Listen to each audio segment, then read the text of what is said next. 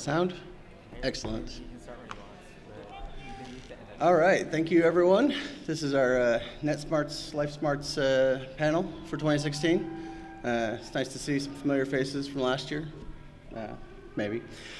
All right, so let's get started. First, just a quick rundown. Just thanking a couple people.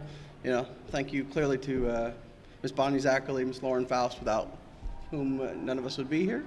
Thank you to all of the BronyCon staff for this and all previous years. It takes a lot of people to do this, and we appreciate them letting us be a part of their convention. Thanks to the great city of Baltimore, who we work with a lot, and again, they've given us a lot of love. And thank you to everyone that's here today who chose not to attend one of the other amazing panels that's going on. And to everyone on YouTube, thank you for watching. All right. Okay, so quick rundown on what we're going to do.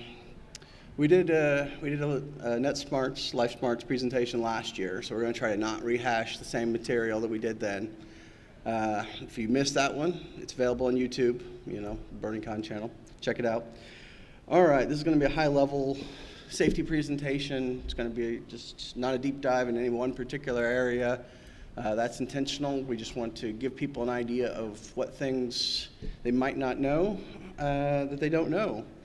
There's a difference between being brave because you're not scared of danger and just not knowing what you should be afraid of. And any of the ideas presented here, a quick Google search will give you just loads of information, and you can go as deep as you want. But they only gave us an hour, so. Alrighty. Another important thing why we're doing this year after year is because, as you may have noticed, technology changes really quickly. So, every time people change to a new app, from MySpace to Facebook to Instagram to Snapchat to whatever they're going to have 6 months from now as the popular thing, the rules get a little bit different because each one of these apps comes with, some cool new feature that everyone wants to do, and our brains don't have time to catch up with, what maybe I should do with this new technology. We're just like, wow, this is great. I can post what I'm having for lunch in real time, and people can tell me that it's awesome, and I don't even have to wait. All right, so just some rundown, just so people know, some of the stuff you might have heard before, that's okay. One thing that I like to say is that there's no such thing as common sense, so you might think, oh, well, that's obvious, that's common sense. No one should have to explain that to someone. But whatever you know and you think is common sense is something that someone probably taught you at some point in your life. But it becomes common sense when you can no longer remember where you learned it.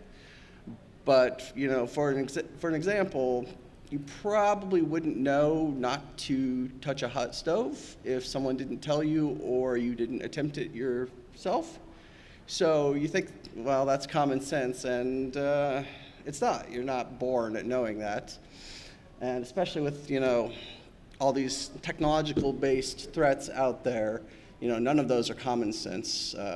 Most of them didn't exist a year ago, when we did this panel. So you just gotta be vigilant.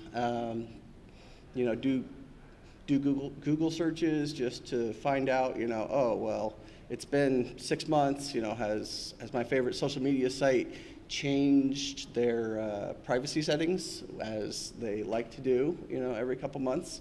So you might have had things private before, and then they might have changed things underneath you. So, you gotta keep up with them because they aren't gonna always come out and tell you, oh, by the way, we've started sharing your stuff with advertisers, or we've started cross-posting all of your Facebook posts that now automatically go to your Twitter account. Those are all great things, but not necessarily what you want. And most companies will put it on you to make those decisions, even if you don't know that they're decisions you're supposed to make. All right, and on common sense, you might know all of this stuff, and that's great, You're all smart people, otherwise you wouldn't be here today. But I bet that you know other people in your personal herd, parents, grandparents, children, grandchildren, friends, coworkers, students, whatever, people that don't know all this stuff. They might be just as smart as you, but no one taught them everything. And just some quick examples. If you don't learn anything else today, it pays to be proactive. So I suggest, wearing sunscreen, as the class of 1997 famously learned a few years ago from a popular spoken word album. Change my timer, make sure I don't run out. Learn how to swim, even if you hate swimming. I'm not a big fan, but even if you live in the middle of the deserts, you might go on vacation to Florida one of these days and think, oh, my hotel has a pool. Well, maybe I should check it out. I'm on vacation. Or you might be riding a ferry to, Staten Island or wherever you want to take a ferry to, and there's an accident, someone falls overboard, you fall overboard. Just because you don't like recreational swimming, there's never really a great reason not to learn, because you never know when you might need it. And, same thing with CPR. It's a simple thing. You gotta take 4 hours out of your busy schedule every 2 years, to take the class.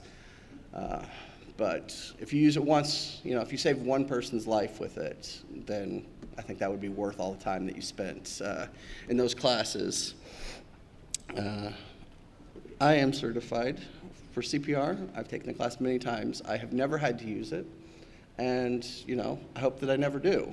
But I feel better knowing how to do it just in case. And of course, it's always a good idea to take a couple self-defense classes.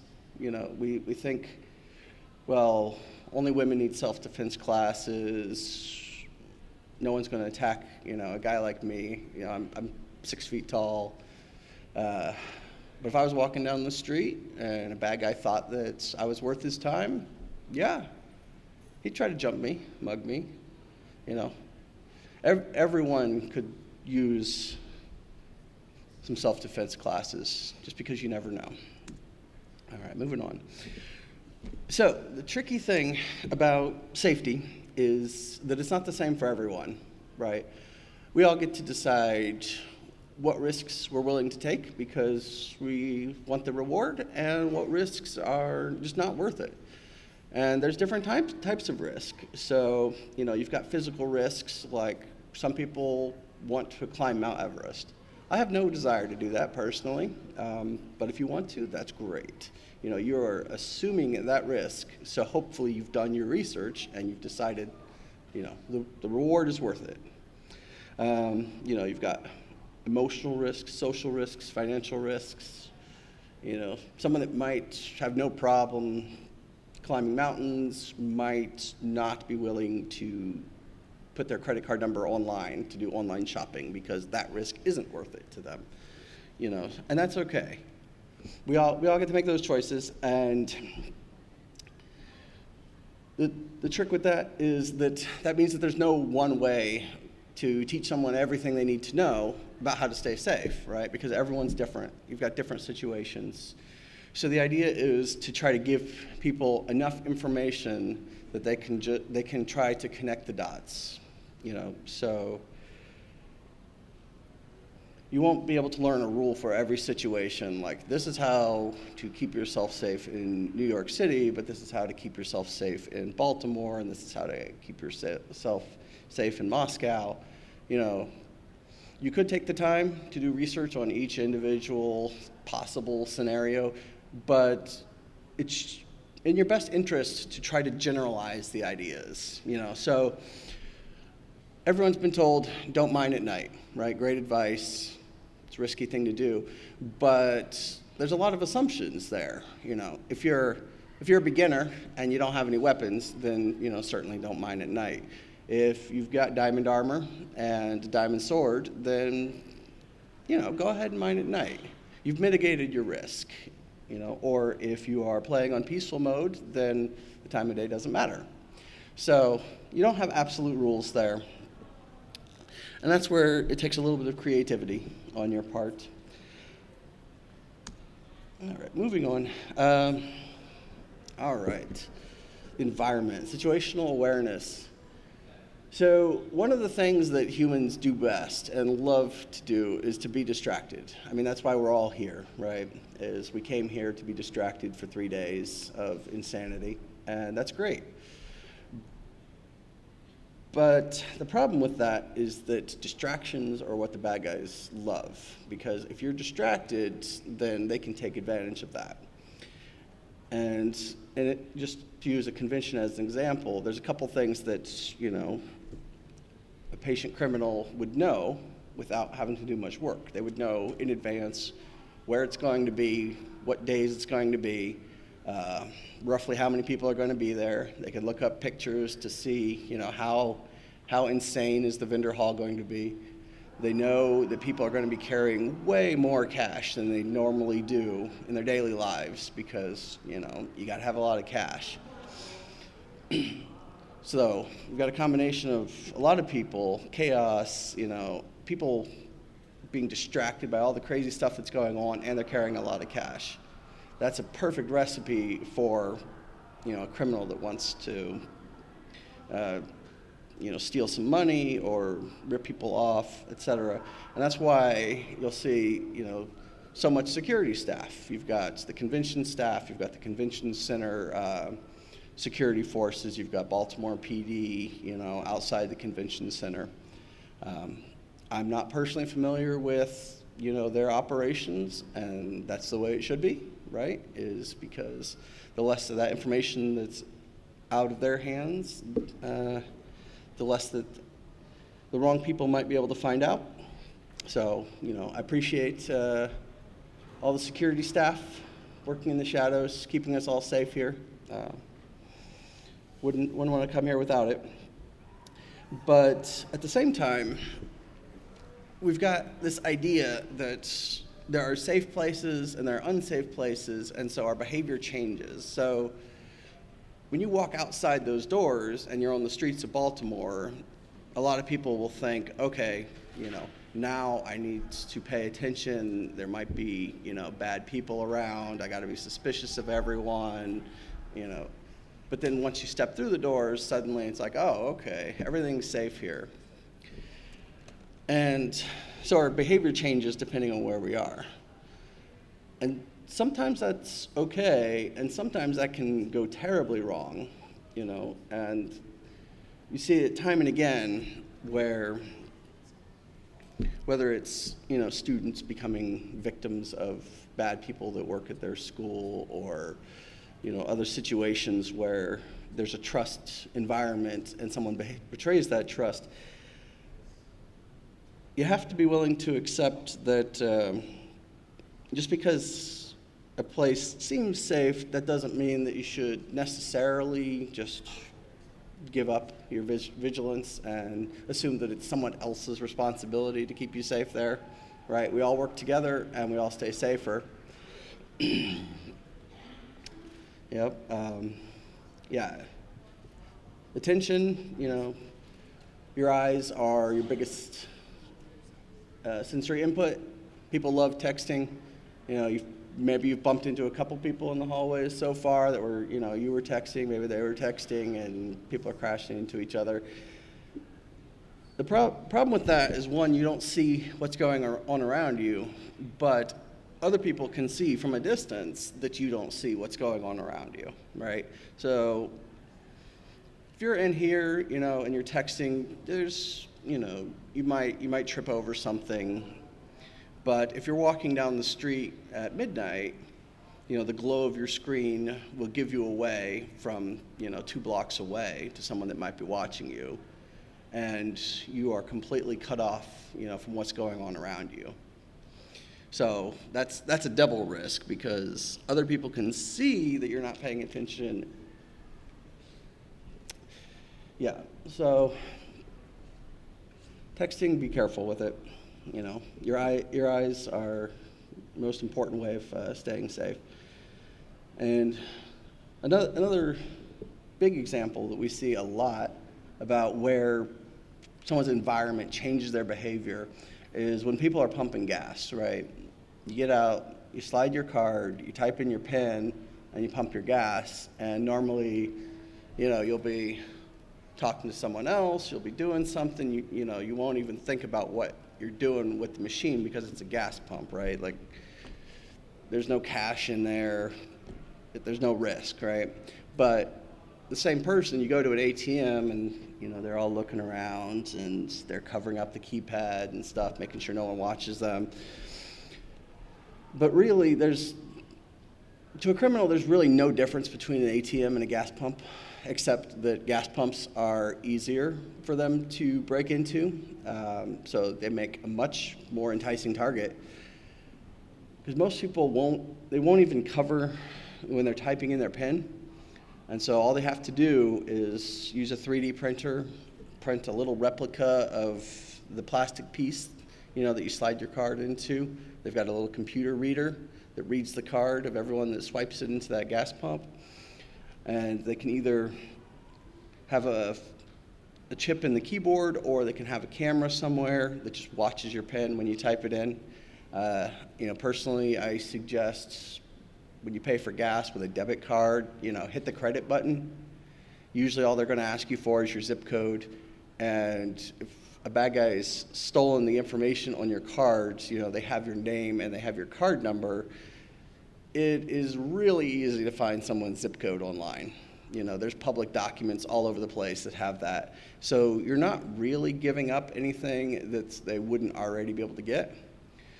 But your PIN on the debit side of your card is a huge difference, because that gas pump might not dispense cash, but if they can get your card number and your PIN off of it, they can walk over to an ATM and they can get the cash that way, and you won't even know it. And it doesn't have to be a gas pump. That's just an example. So I just like, people like things that rhyme, easy to remember. So I just tell people, if it takes a pen, treat it like an ATM, right? Cover the keypads, make sure no one's creeping around you, and if possible, hit credit instead of debit. It reduces your liability, and you need to guard that pen, because that is the key to your cash. Credit card companies are also much easier to stop payment on things. All right. Oh, and the pizza. Yes. So I take the train to commute home to and from work every day. And when people are on the train, they are not thinking about anyone around them. Most of the people are doing email, they're playing games, whatever. And then invariably there's someone that is hungry and tired, and they're like, okay, I'm going to call and order some takeout, order some pizza or something, so that it's there 5 minutes after I get home, and then I won't have to wait and be hungry, right? So when you order a pizza, just as an example, think about the kind of things that you're telling someone over the phone.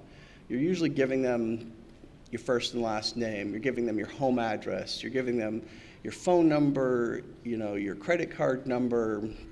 You're giving out a lot of information in one place to everyone that's standing around you on that train, right? So you might look around and like, okay, the guy next to me is in his own little world, so he's not listening to me. But the guy 2 seats over, behind the newspaper, because why would someone be reading a newspaper on the train when they have a cell phone, right? No, I love reading the newspaper on the train. But the point is, people lose their situational awareness once they step on the train. When they're walking out down the streets, they're usually paying attention to who's around watching them. But as soon as they're on the train, people seem to or on the bus or whatever, just seem to lose that awareness and just go into their own little world. And that's why we have a significant uptick in recent years with cell phone thefts on the DC Metro and other subways. is because people get so sucked into their little bubble because, riding the train for an hour is boring. You don't want to be bored. You got games and stuff that you could be doing instead of being bored. And so what happens is, as soon as those doors open, they've been watching someone with the newest iPhone or whatever, and all they have to do is snatch it from your hand and jump out the doors before they shut, and then you're on your way to the next station, and they have gotten away with your phone in under 5 seconds. And, DC Metro, they warn people day after day after day, and it just keeps happening. So the more you love your phone, the more you should pay attention to what's going on around you, when there's a lot of people. All right, moving on. Something that everyone loves to hate, passwords. I hate passwords. You might as well. That's great. Unfortunately, we're stuck with them for now. Google and some other companies are promising us that within just a few more years, we won't need passwords anymore.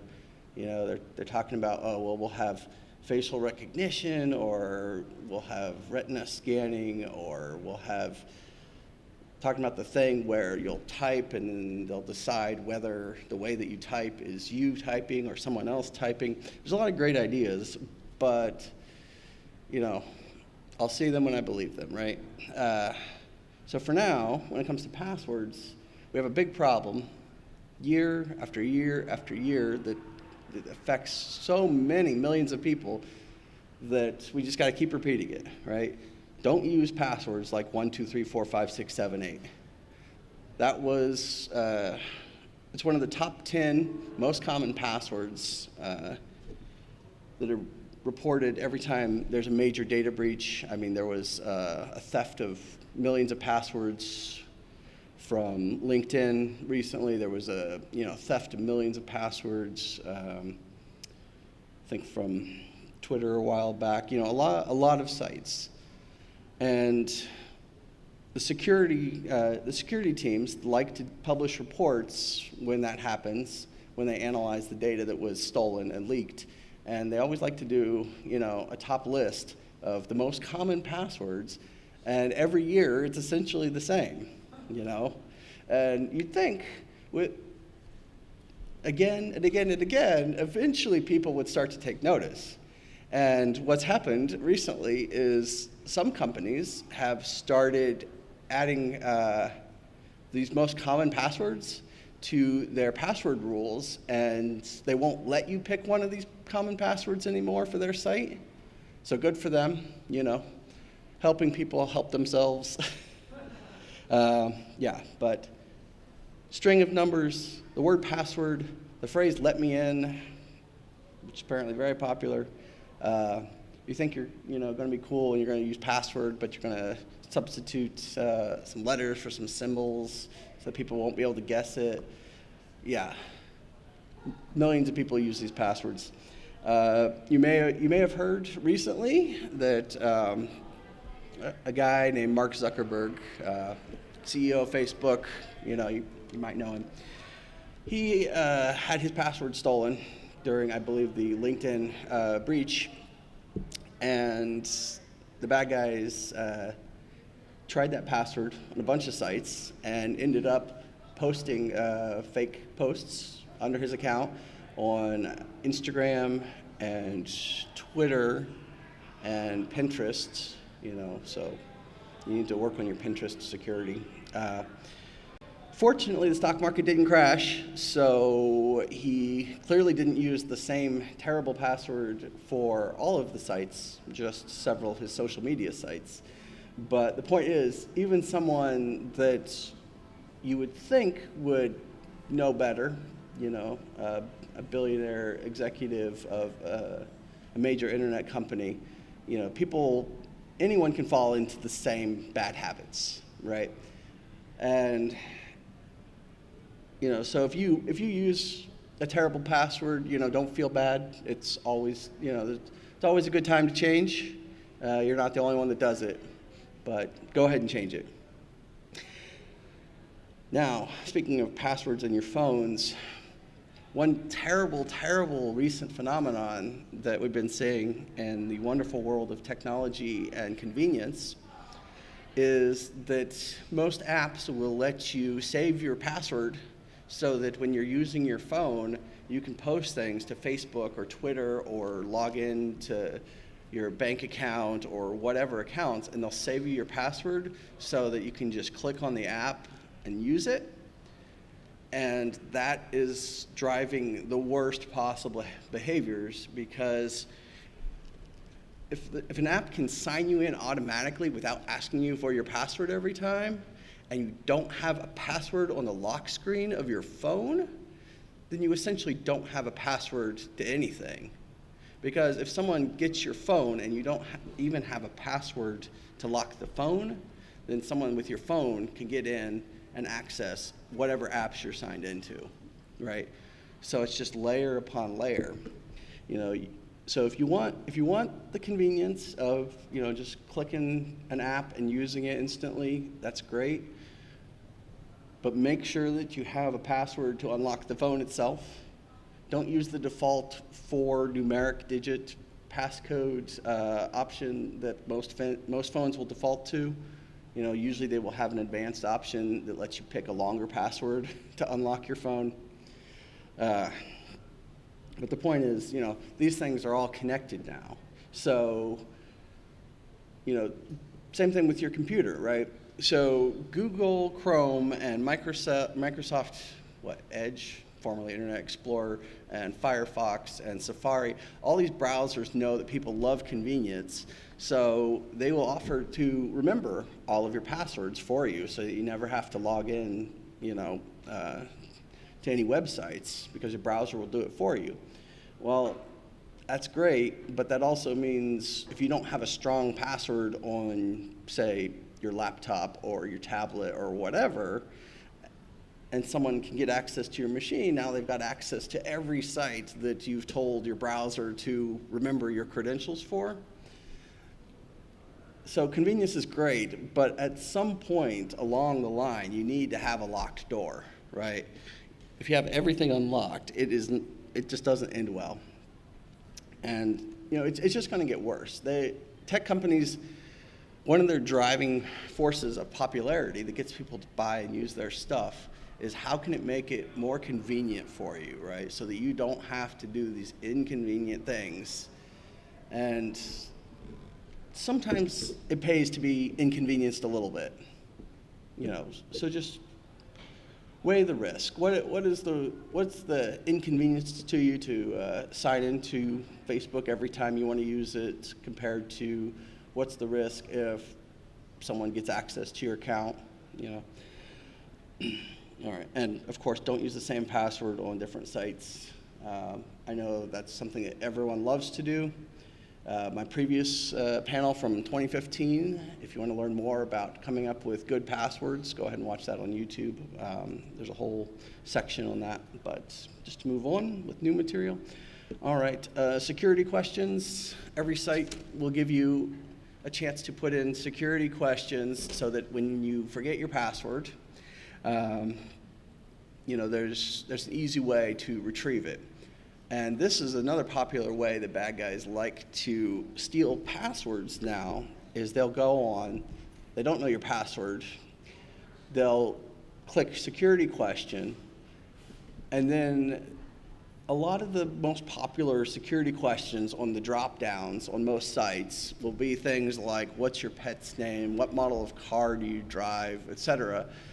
And a lot of times those very things are the things that people have splattered all over their social media.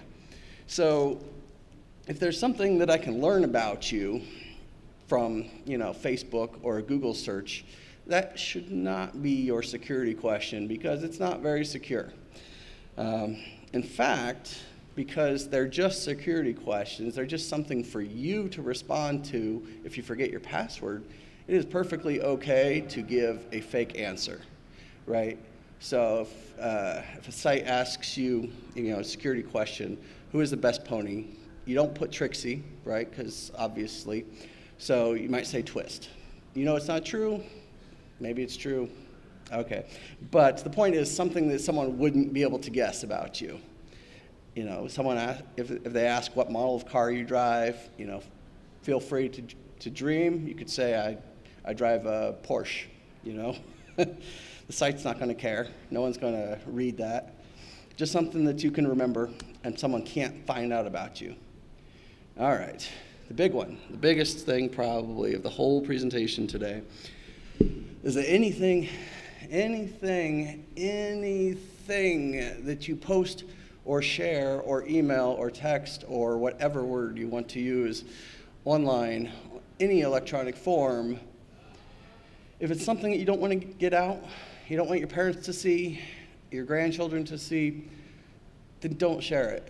You know, just about, you know, anything that can be displayed on an electronic screen can be captured without you knowing. It can be forwarded to other people.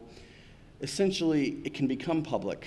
And because the internet is designed not to forget things, once it's out forever.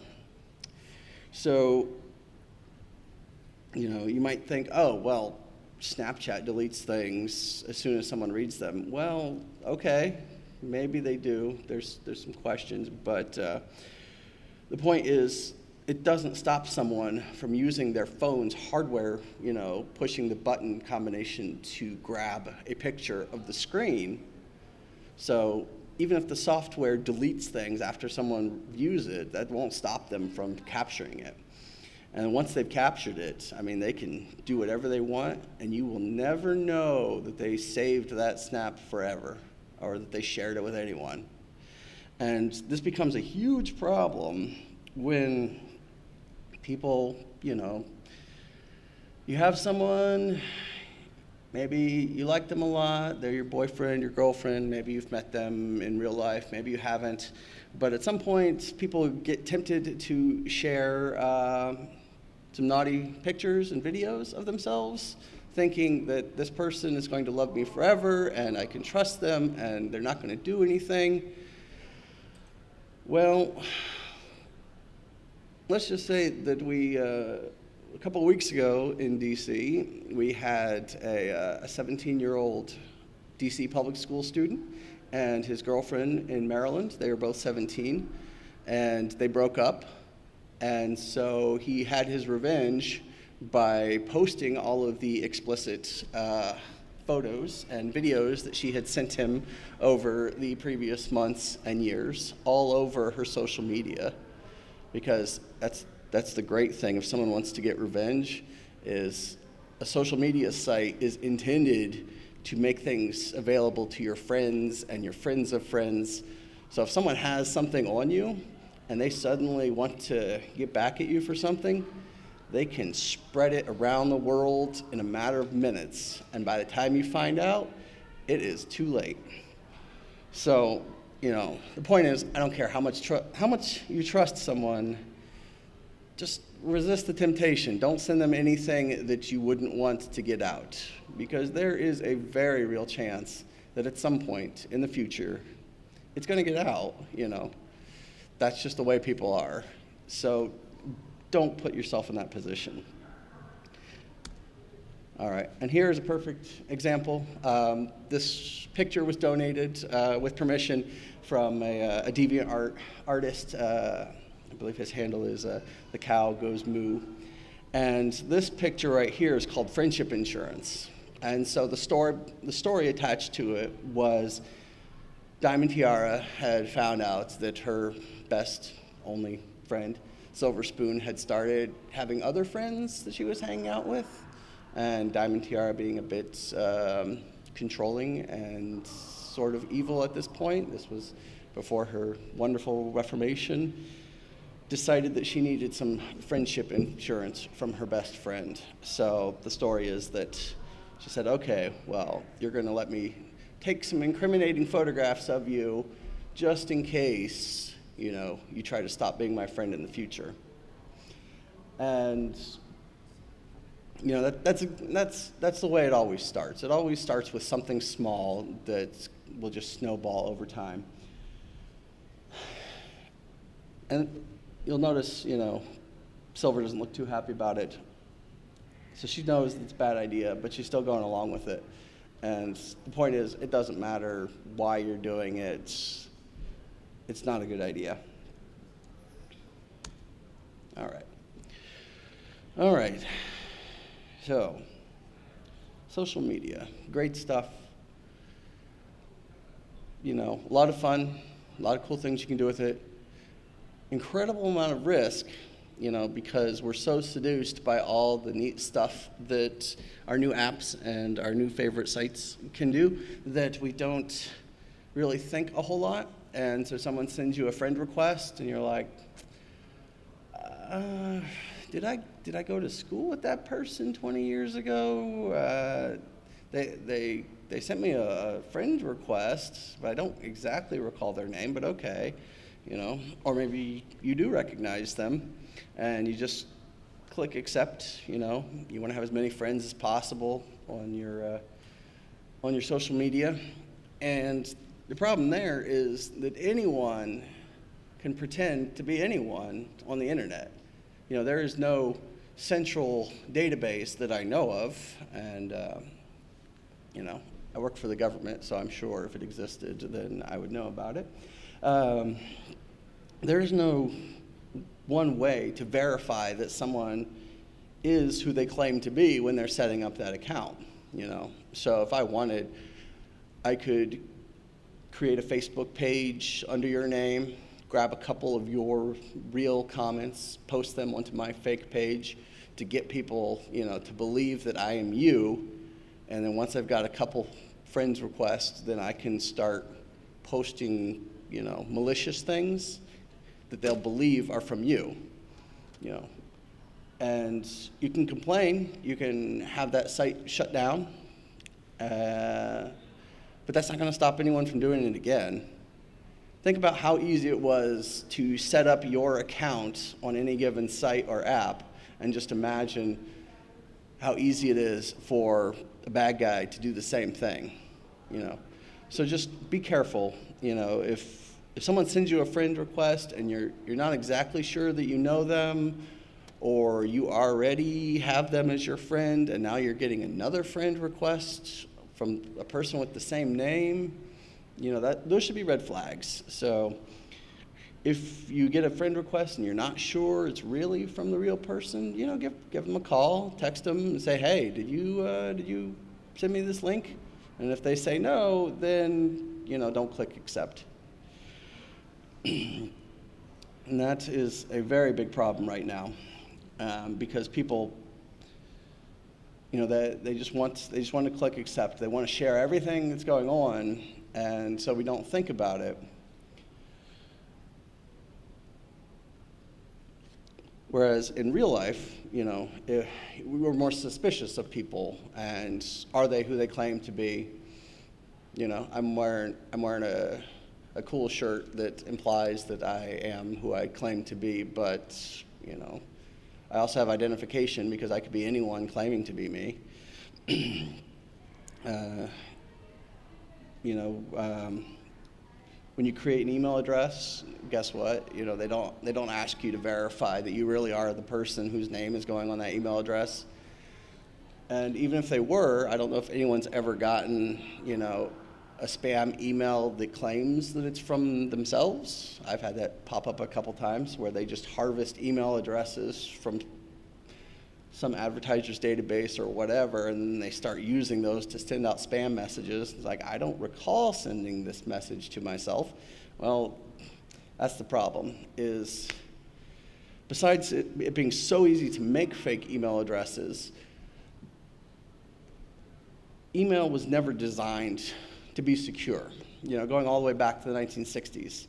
So it can say that it's from any account, and there's no easy way, you know, to be sure. It takes a decent amount of work and a little knowledge to verify that that really came from that account.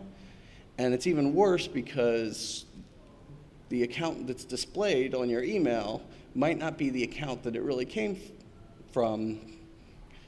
So just be suspicious. If you get an email from your friend's email address and there's a sketchy looking link it might not really be from that person, so maybe don't click the link. And, if you are going to click the link, hover your mouse over it. It'll usually pop up another link. So the link that you see on the screen might not be where it actually is going to take you. That is a very common problem. All right, and on the topic of trusting people online, there's been a very recent epidemic involving donations, right? GoFundMe and other great sites have been wonderful boons for people trying to raise money after some sort of disaster has hit them. And, this community has donated often to a lot of people in need. But you have to realize that there are a lot of bad guys, and they are the worst kind of scum you could imagine, probably even worse than you could imagine. And so what happens after a huge disaster is that there will invariably be terrible people immediately going to these donation sites, setting up fake campaigns saying, raise money for the victims of this, or, raise money for the families of these people, etc. And usually the fake accounts are set up faster than the real accounts that are created to raise money for those people. After the recent tragedy in Orlando, Florida, the Better Business Bureau reported, I believe, 150 different GoFundMe campaigns that somehow claimed to be related to that incident. And a lot of those were fake, right? I mean, there were, ooh, cool. Yep. So that concludes the special effects. We were going to have fireworks, but they told us no. So we work with what we got. So what happened, there were 49 people killed and 150 different campaigns set up. Well, that math doesn't add up. And, a lot of those turn out to be fake. And sometimes the sites will catch them, but a lot of times they won't because, again, it's hard to verify if someone's trying to raise money for something. Okay, spooky. Is it for real? If you found out that you had cancer and you don't have money and you go create, say, a GoFundMe account and you're like, I'm trying to raise money for these bills, they're not going to go and call the hospital and verify that, you really are in dire need. That's kind of a heartless thing to do in this situation, but at the same time, our generosity is being used against us in terrible new ways. So, if you get an email or you see a Facebook post or whatever saying, click here to donate to this disaster relief fund for whatever just happened, always double check. Do a Google search, or Bing or whatever. But double check before you send in that donation, just to be sure, because there will invariably be a lot of fake accounts being created trying to take advantage of your generosity. And, it takes a couple seconds to do a search and verify, through, usually if there's a big news story, a lot of the news sites, CNN, BBC, Washington Post, Huffington, whatever you like, they'll usually have a link somewhere in the story saying, an account has been created to accept donations for victims of this tragedy, et cetera. There's a lot of different ways that you can try to verify that it's the real account, that you're really giving money to the people that you're trying to help. And as all these micro payment sites and all these donation sites have cropped up, this problem has just exploded as an epidemic, and I don't see it getting any better.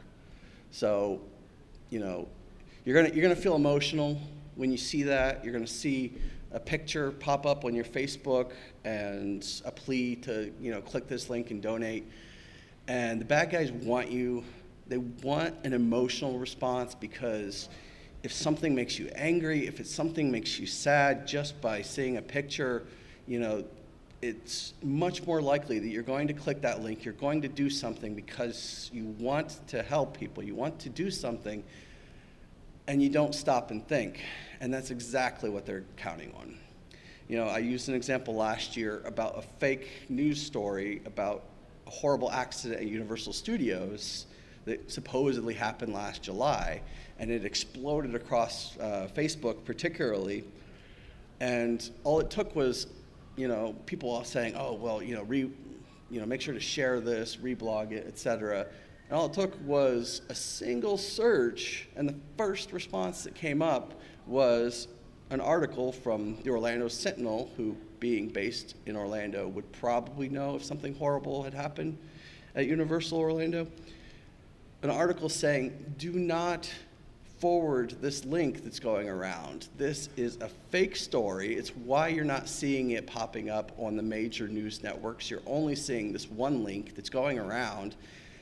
It goes to a site you've never heard of, and guess what? That site is pushing every imaginable type of malware, virus, etc.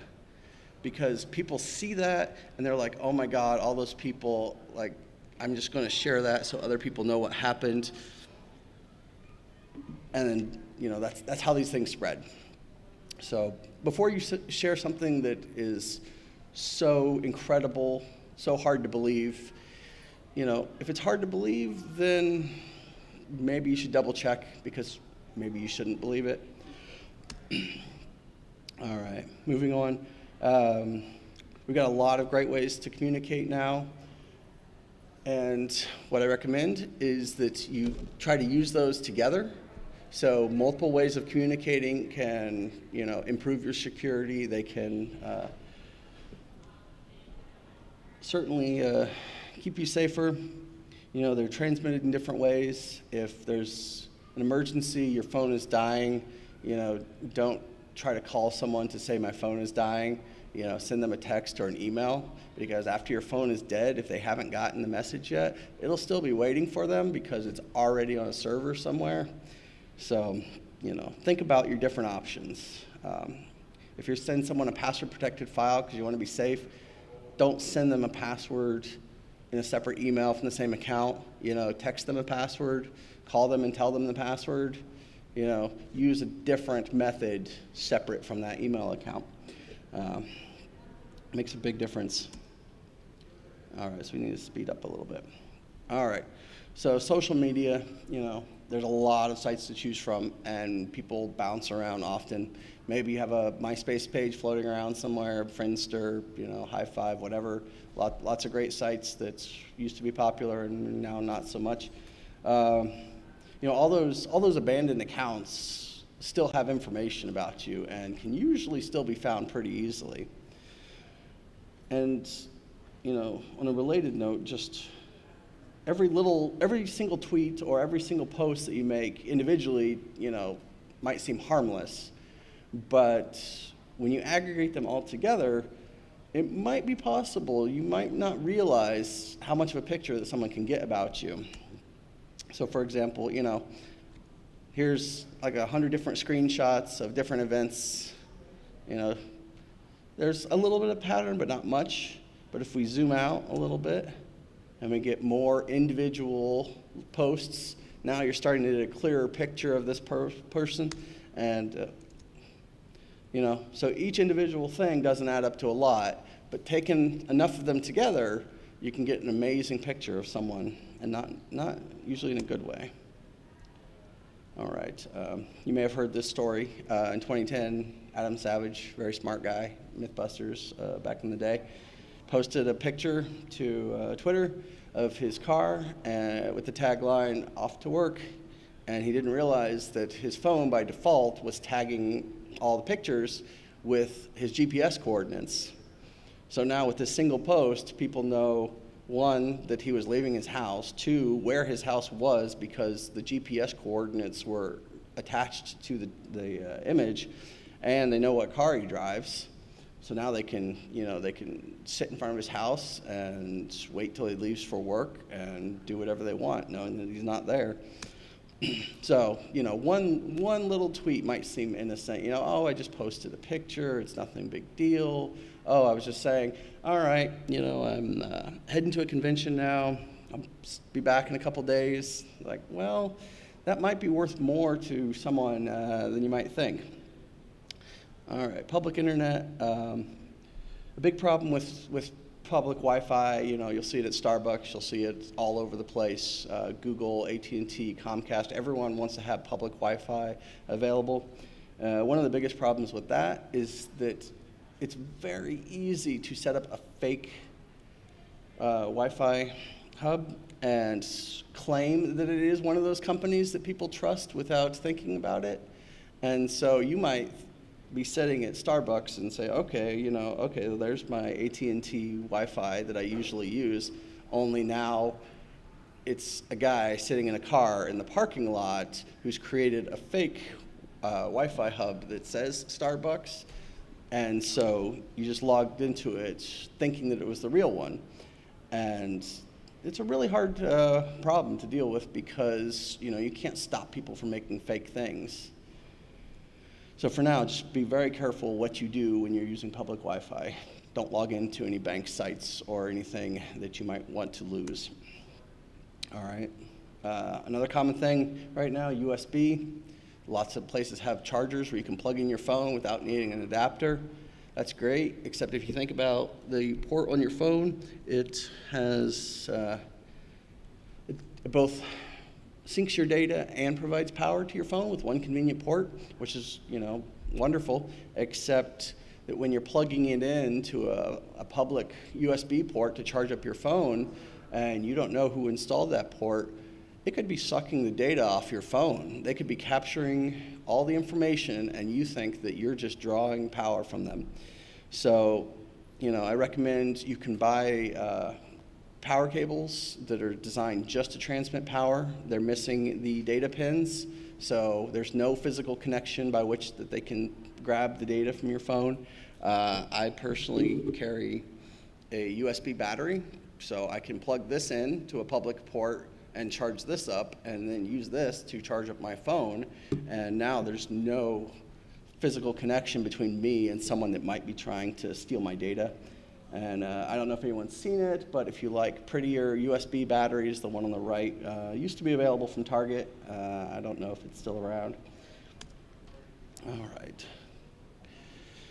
right, so we'll move on a little bit. So we have this perception that, bad things can't happen to us. I live in a small town, bad things don't happen here. Well, if you're using the internet, there is no here, there is no us. Everyone is the same, every place is the same. Someone can hack you if you're logging in from your house in New York City, the same as if you're logging in from your house from, Logansport, Indiana. It's a small town, but it's still the same internet, so it doesn't matter where you are. The safety of your physical environment doesn't correlate to your safety online. And on that note, if anything ever happens to you, if someone's blackmailing you, if you're having some tragedy, it's a big world, it's a big fandom, and there's always someone, out there that will be willing to listen to you, to help you out. So the internet's a big place. Sometimes that makes it scary, but sometimes it can be very helpful too. All right, and we are going to wrap up with a short but true story that covers most of these issues that we discussed here. There won't be any graphic images or anything, but we are going to talk about some unpleasant events that happened, and the story does not have a happy ending by any stretch of the imagination. So if you want to stop watching now, if you would like to leave the room, then that is certainly okay. And I will just pause for a few seconds. It'll be short, but I think it'll get across that everything we've said here is absolutely true and absolutely dangerous. and you should take care of yourself. All right, so let's wrap up. This is the story of Amanda. She lived in Vancouver, British Columbia, in the suburbs, I believe, of the great city of Vancouver. And she was 15 years old when she made this YouTube video, which is still up. And it's her outlining a series of horrible things that had happened to her over the previous 2 years. And it ends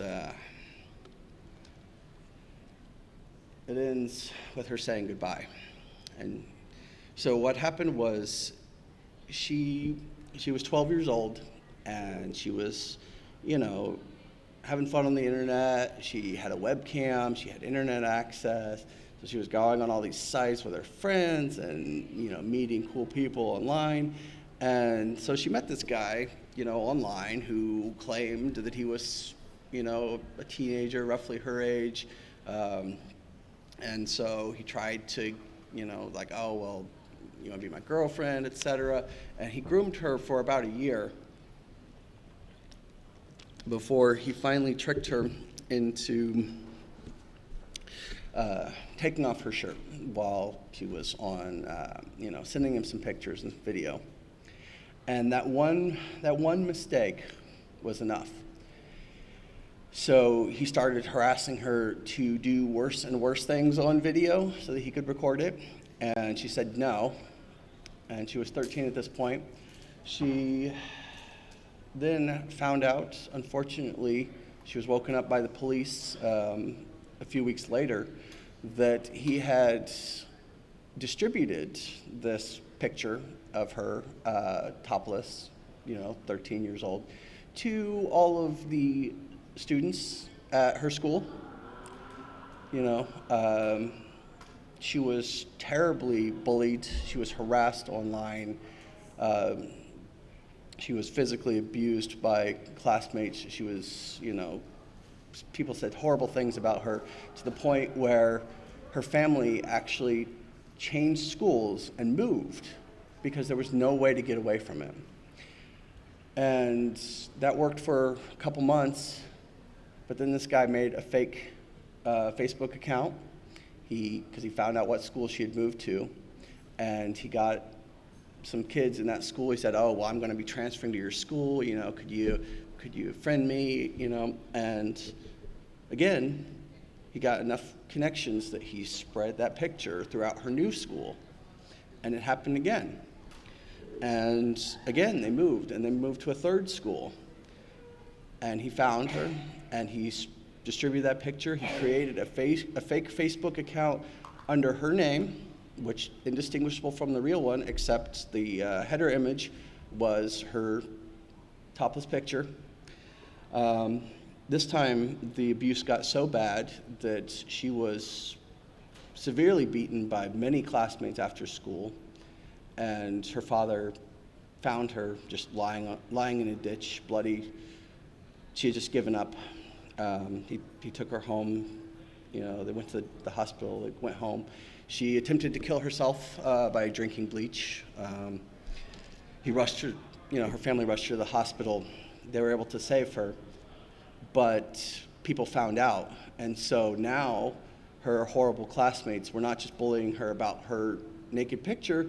They were also telling her about how horrible she was because she couldn't even manage to kill herself correctly, and it just got worse and worse and worse until finally she just couldn't take it anymore. So at age 15, she posted this YouTube video where it's just her standing there silently, flipping through cards as she goes through all the events in her story. No one, her family, law enforcement, no one found out about this video until too late, because a week later, she was dead. She had hung herself at 15. But you see that screen grab right there. The one thing that really stuck with me was her regret was, I can never get that photo back. She sent one bad photo to one bad person, and he destroyed her life to a level that most people wouldn't think imaginable. again and again and again. And she felt trapped, and then it was over. So, don't share things that you don't want to get out, no matter what someone says. Be careful of Facebook accounts. Anyone can create a Facebook account claiming to be anyone. Don't forward rumors. Don't forward negative things that people are passing around. Especially if you don't know if it's true. And just be safe out there. Your consequences, your actions can have consequences that are bigger than you would ever imagine. It can happen anywhere. It can happen to anyone. So, thank you. Be safe out there. The internet's a great place, but as Eric Schwartz famously said many years ago, the World Wide Web is like a spider web. It's full of dirt and bugs. So, good night. Tip your waiters, waitresses, and thank you for coming.